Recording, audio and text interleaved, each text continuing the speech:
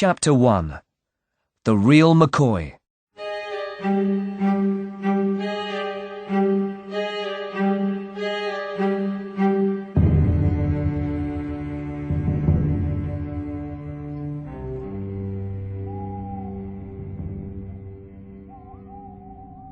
It isn't true, said Gordon. Gordon and his friends, Duncan, Fiona, and Heather, were in a very old castle in the west of Scotland. The castle was now Fiona's uncle's hotel. Fiona and her friends were there for the weekend. After dinner, they sat in the living room and talked. It isn't true, Gordon said again. There isn't a real ghost here. There is a ghost, Gordon, said Fiona. Look at that picture of Lord Mccoy by the door. He died in the bedroom next to the stairs, and his ghost walks there every night, they say. Nobody sleeps there now. They looked up at Lord Mccoy. He was in a kilt, or Scottish skirt. His face was white. His eyes were a cold blue, and there was no smile on his thin red mouth. Under Lord Mccoy's picture, there was a big, old sword. He doesn't look very nice, said Heather.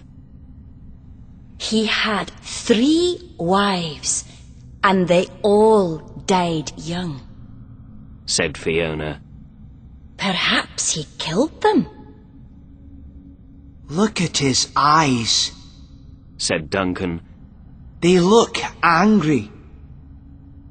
He's an old man in a picture, that's all, said Gordon. The ghost is a stupid story for visitors. It makes the hotel more interesting. Okay, Gordon. So why don't you sleep in Lord Mccoy's bedroom tonight? Duncan laughed. That's a good idea. Do it, Gordon, said Fiona. Are you scared, Gordon? Asked Heather. No, I'm not, Gordon answered. I'm going to do it. I'm going to sleep in Lord Mccoy's bedroom. It's nearly 11 o'clock. Let's go upstairs now.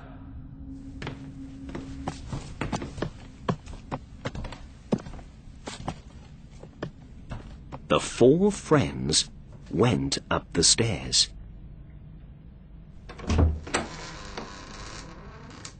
Gordon opened the door of Lord Mccoy's room, and they all looked in.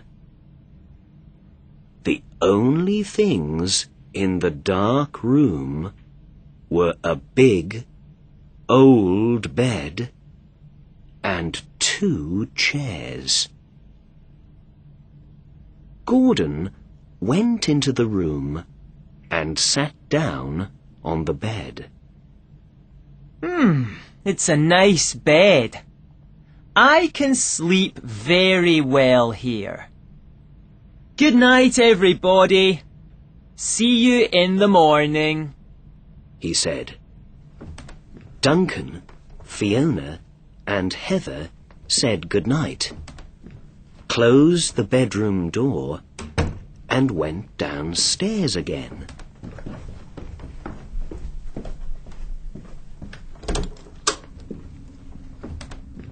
Gordon is going to see a ghost tonight, said Duncan when they were back in the living room.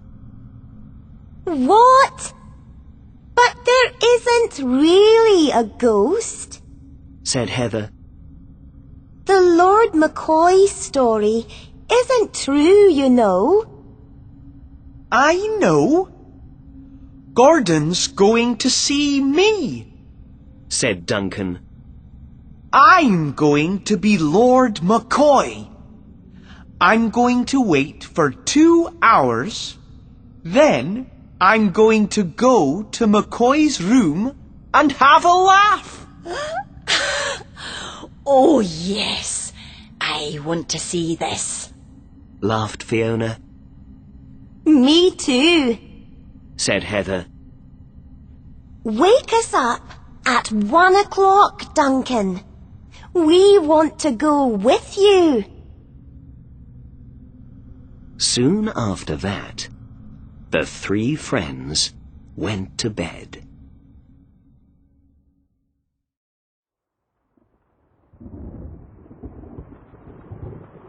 Gordon was on the bed in Lord Mccoy's room. The room was cold, and the big old bed wasn't very nice. It was very dark. The rain hit the window. Gordon remembered the face of Lord Mccoy in the picture. After half an hour, Gordon's eyes closed and he slept. But in his sleep, Gordon saw Lord Mccoy once more. He came towards Gordon and he laughed. He had a big sword in his hand. Gordon was scared. He wanted to run, but he couldn't move. Gordon could see Mccoy's white face. It came nearer and nearer. Mccoy's sword was over his head now. Gordon wanted to scream. He opened his mouth, but he couldn't speak. Suddenly, Gordon woke up. His mouth was open, and he felt very thirsty. He felt scared, too. Then he laughed. It was only a dream. He must forget the stupid stories about old Mccoy. The room felt colder than before. Suddenly, he heard a noise. What was it? Gordon listened carefully. He sat up. It was dark, and he could see nothing. But there was a noise. He waited and listened. The noise wasn't there now. He closed his eyes again and slept. This time, his dream was different. There were 3 young women in it. One of the women looked at something behind Gordon, screamed, and began to run away. Then someone behind him laughed. Was it Lord Mccoy's laugh?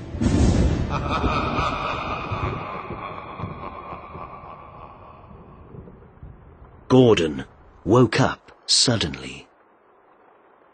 Just then, he heard a new noise. This time, it came from the door. Gordon sat up and looked towards it. He could see nothing, but he could hear the big old key in the door. Gordon listened and didn't move. Oh no! Someone's locking the door, he thought. Now something moved at Gordon's feet. There was something on the bed. Gordon was very, very scared by now. The thing on the bed began to move slowly towards him. First, it was on his feet, and then it moved onto his legs. Gordon jumped out of bed and ran towards the door. Behind him, someone laughed.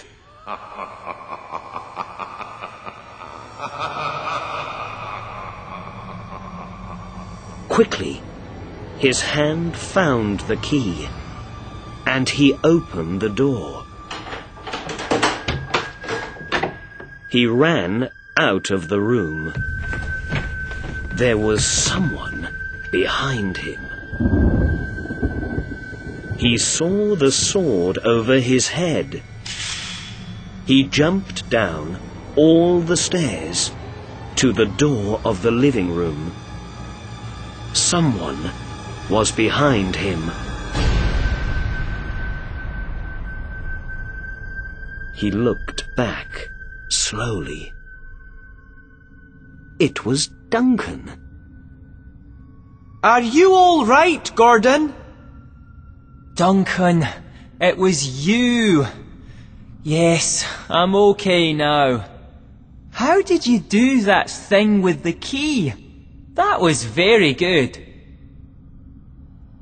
Just then, Fiona and Heather arrived. What a noise! Said Heather. Gordon? What are you doing here? You didn't wake us up, Duncan. We didn't see you go into Mccoy's room. Duncan looked at the girls. His face was white. It wasn't me. I didn't wake up at 1 o'clock. But later, I heard a lot of noise downstairs, so I came down. What? Said Gordon. But it was you, Duncan. You came into my bedroom. No, I didn't, said Duncan. You locked the door and ran after me with a sword. What sword? Asked Duncan. What are you talking about? Lord Mccoy's sword. Look up there, under the picture.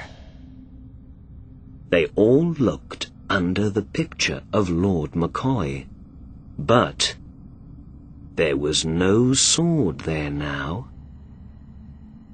There's nothing there, said Fiona. Look at the picture. Said Heather. That sword wasn't there before. They looked at the picture. On the right, next to the old man, there was a table, and on it there was a big sword. Yes, that's it, said Gordon slowly. The four friends looked at the picture without speaking. Lord Mccoy looked back at them.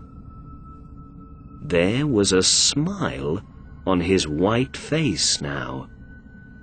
a very cold, dark smile.